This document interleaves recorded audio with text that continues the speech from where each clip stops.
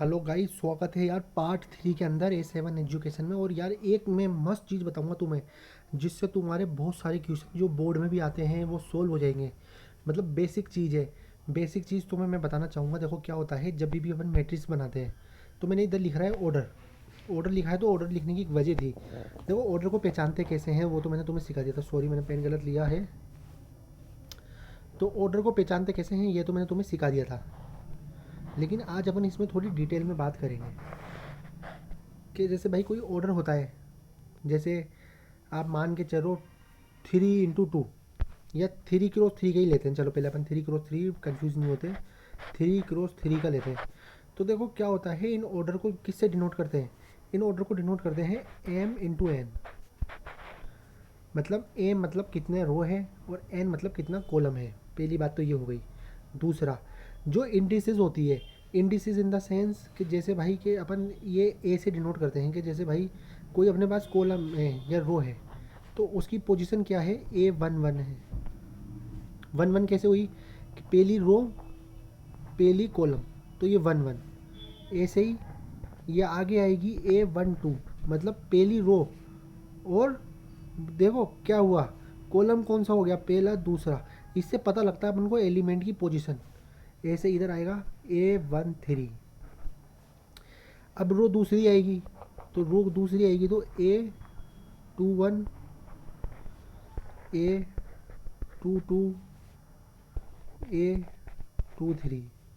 ऐसे ही A31 A32 और A33। ठीक है भाई, ये चीज़ तो तुम्हें समझ में आ गई होगी। तो इसको जो डिनोट करते हैं, किस तरह डिनोट करेंगे, अब ये आज से याद रखना तुम। बहुत ही चीज़ सिंपल चीज़ है लेकिन याद रखना। जैसे भाई कोई रैंक बोल दे कि भाई कोई मैट्रिक्स ए है, उसके अंदर बोल दे कि भाई ये AIJ लिख दिया, m × n की कोई मैट्रिक्स है।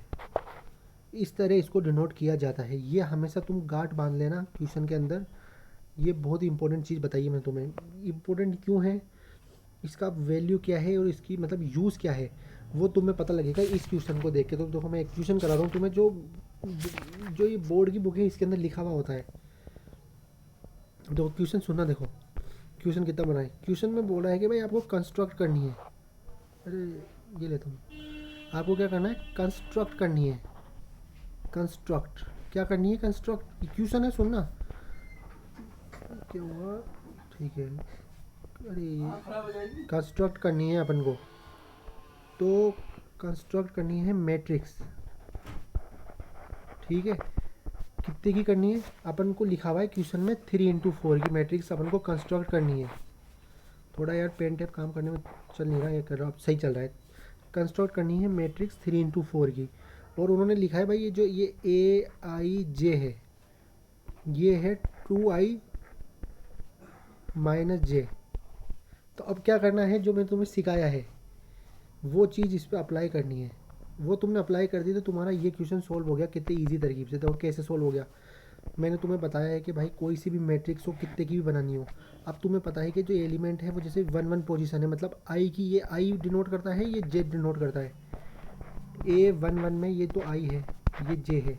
अब तुम्हें क्या करना है भाई, जैसे जैसे पोजीशन है, जैसे तुम्हें भाई A11 का बनाना है, इसमें ही देखना। अब देखो तुम, इसमें मैं तुम्हें सिखाता हूँ, तुम पूरा इजी लगे, इधर देखना है ना इस चीज़ को कि भाई सबसे पहले तुम क्या लिखोगे, तुम लिखोगे कि A11 तो I1 है, J1 है, इसकी वैल्यू डाल दोगे इसमें।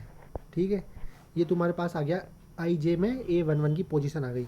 अब जैसे भाई A12 है तो क्या डालोगे, A में I की वैल्यू 1, J की वैल्यू 2 डाल दी, ये तुम्हारे पास दूसरा वो आ गया।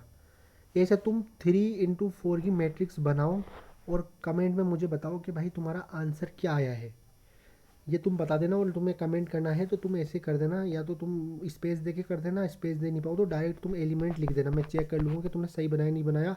और अगर सही नहीं बनाया होगा तो पार्ट 4 में, नहीं तो मैं पार्ट 4 नहीं बनाऊँगा इस चीज़ का। ये मैंने तुम्हें बेसिक समझाई थी, पार्ट 4 नहीं बनाऊँगा। अगर तुमने सही आंसर दिया हो तो ठीक है, अगर तुम नहीं दे पाओगे तो मैं पार्ट 4 या पार्ट 5 बनाऊंगा जिसमें बताऊंगा कि किस तरह अपन कोई एलिमेंट में जैसे आई जे डालकर मैट्रिक्स कंस्ट्रक्ट करते हैं, अगर कोई अपन को इक्वेशन दे दे।